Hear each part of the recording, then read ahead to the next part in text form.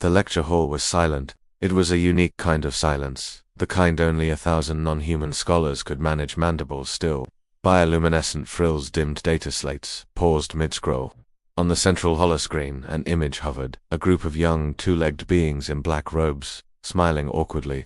One of them held a thin rectangle of white paper. Professor Zelthari, the senior archivist of extinct civilizations, let the image linger. This, the professor's voice clicks softly through the translator field, is one of the last verified cultural artifacts of the Third Age Terran civilization. A murmur of clicks and whistles rippled through the hall.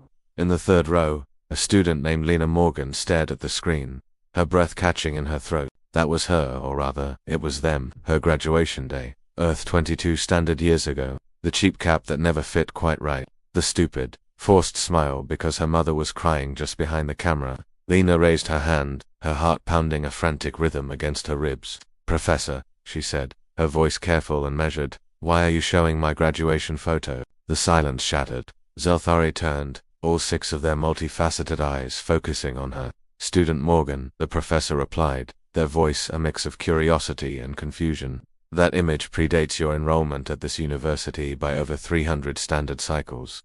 Lena swallowed hard. "No, it doesn't. That's me. University of New Kyoto, class of..." She stopped the date. The date caught up with her, and the cold, hard math of cryo-sleep slammed into her mind like a physical blow. 300 years, it couldn't be. The professor gestured with a slender limb, and the image on the screen zoomed in, locking onto Lena's younger face, frozen in time. Facial recognition glyphs materialized beside it, pulsing green as they confirmed the match. "Remarkable," Zelthari said, the clicks of their voice quickening.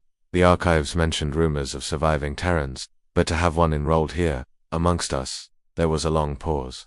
"Student Morgan, were you unaware your civilization was classified as lost?" The hall erupted. Questions flew in a dozen different frequencies, a chaotic symphony of inquiry. Lost, extinct. Terrans were legends, the deathworlders who burned too brightly and collapsed too fast. A species that had clawed its way to the stars with crude engines and a terrifying, stubborn persistence, only to vanish from the galactic stage. Lena stood up, her legs shaking beneath her. "We didn't vanish," she said, her voice rising above the din. "We left. We evacuated." She looked around the hall, at the rows of curious, alien faces. There was a war. No, not a war. It was a cascade. AI rebellions, stellar resource failures, complete political collapse. Earth wasn't destroyed. It was abandoned. Professor Zelthari folded their limbs, a gesture of deep contemplation.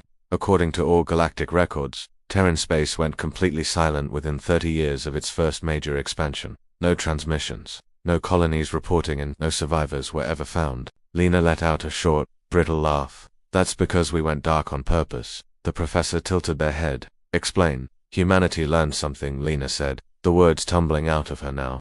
"We learned that if you shout into the vast darkness of the galaxy too loudly, something answers back, and you might not like what it has to say. So we scattered. We sent out seed ships, slow arcs, cryo-colonies, hidden away in unremarkable, forgotten systems. We imposed absolute radio silence. No signals, no trade, no contact with anyone." She looked back at the image of her younger self, smiling and blissfully unaware.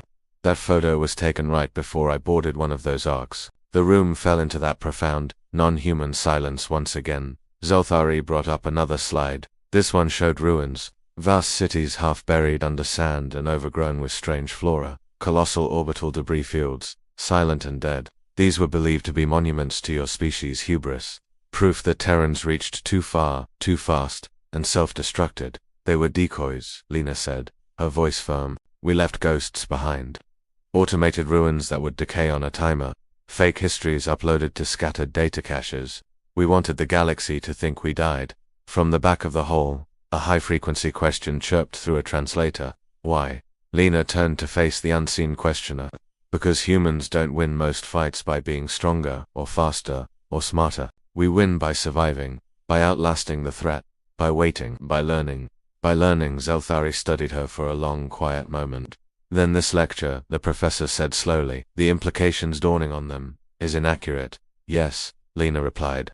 "It is." She walked towards the front of the hall. "You're not teaching about a lost civilization." She reached into her bag and pulled out a small, worn object, placing it gently on the lectern. It was a human ID chip, scratched and old, but its internal light was still faintly blinking. It was still active. You're teaching about one that's still graduating. The professor's translator crackled, struggling to keep up with the sudden surge of emotional context from the audience. Student Morgan, the implications of this discovery are big, Lena agreed, finishing the thought, and complicated, and probably terrifying for a lot of beings in this galaxy. She looked around the hall, meeting the alien eyes of her classmates, one species at a time. But here's the important part, she continued. Humanity didn't disappear because we failed.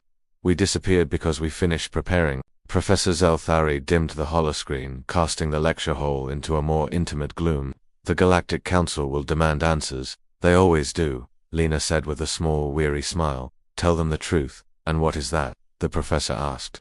That humanity is still out there, Lena said, her voice filled with a quiet, unshakable confidence. Still learning, still watching. She picked up her old ID chip from the lectern and added softly. And some of us finally decided it was time to come back to class. The lecture hall remained silent long after the chiming of the bell signaled the end of the period, and somewhere, deep in the digital heart of the galactic archives, a single classification was quietly, monumentally changed. The status of Terran civilization was updated from extinct to returning.